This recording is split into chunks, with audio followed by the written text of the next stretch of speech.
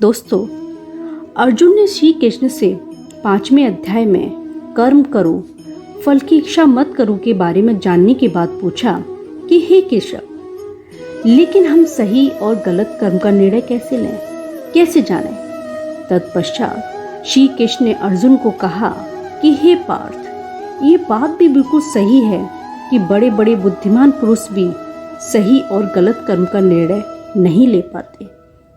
इसको जानने के लिए तुम्हें कर्म के पहलू को समझना पड़ेगा कि आखिर कौन कौन से कर्म हमारे लिए सही और गलत हैं।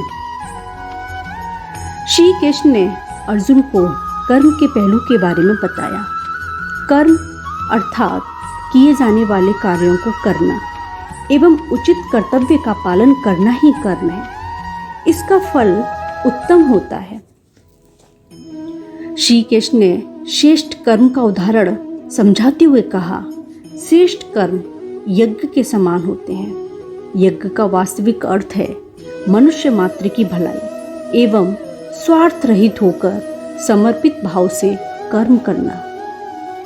श्री कृष्ण ने कहा कि हे पार्थ, प्रकृति के समस्त कार्य यज्ञ के समान हैं। जैसे सूर्य हमें प्रकाश देता है, पृथ्वी हमारी आवश्यकताओं को पूरा करती है, अग्नि हमें गर्मी प्रदान करती है। क्या ये बदले में हमसे कुछ मांगते हैं? नहीं ना। इसलिए निस्वार्थ भाव से कर्म करना ही श्रेष्ठ कर्म कहलाता है। जो मनुष्य बिना इच्छा के अर्थात अपने सभी किए गए कार्यों से संतुष्ट रहता है, जो सफलता और असफलताओं में समान रहता है, प्रशंसा, ईर्ष्या और किसी की निंदा का उस पर कोई प्रभाव नहीं पड़ता, जो हर हाल में शांत रहता है, ऐसे कर्मयोगी का कर्म उत्तम माना गया है। वो अपने सभी कार्य आस्था और पवित्र मन से करता है, चाहे वो साधारण धार्मिक पूजा ही क्यों न हो। उसके सभी कार्य एक श्रेष्ठ यज्ञ के समान हो जाते हैं। जब वो कोई कार्य मनुष्य मात्र की भलाई के लिए ईश्वर को अर्पित करता है तो वो सर्वश्रेष्ठ यज्ञ हो जाता है। इसमें ईश्वर और विश्व दोनों संतुष्ट हो जाते हैं। वो जानता है कि इस संसार में सारे सुख दुख पानी के बुलबुलों के समान हैं। इसलिए उसके कर्म संसार में सुख दुख से नहीं बांधते और उसमें कोई अभिमान भी नहीं होता। वो जानता है कि वो स्वयं कुछ नहीं करता, अर्थात ऐसा पुरुष कभी कोई पाप कर्म नहीं कर सकता। इसके पश्चात श्री कृष्ण ने अर्जुन को कर्म के दूसरे पहलू अर्थात विकर्म के बारे में समझाया और कहा, विकर्म अर्थात न किए जाने वाले कार्यों को करना। हे पार्थ, विकर्म का आचरण विनाश करने वाला होता है। इसमें कर्म करने वाला और उसके आसपास के सभी लोग कष्ट पाते हैं।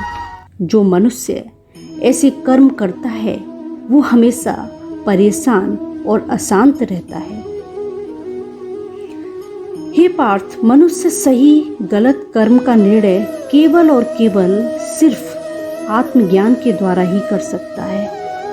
इस ज्ञान तक पहुंचने के लिए मनुष्य को ऐसे गुरु की आवश्यकता होती है जिसे सत्य का अनुभव हो चुका हो, और शिष्य को गुरु में दृढ़ विश्वास होना जरूरी है, तभी वो गुरु से आत्मज्ञान प्राप्त करता है। इसके विपरीत जो मनुष्य विवेकहीन, श्रद्धा से रहित और संशय से भरे हुए मन वाला होता है तो वो कभी आत्मज्ञान प्राप्त नहीं कर पाता और झूठे ज्ञान को ही आत्मज्ञान मान बैठता है और जीवन भर दुखी रहता है।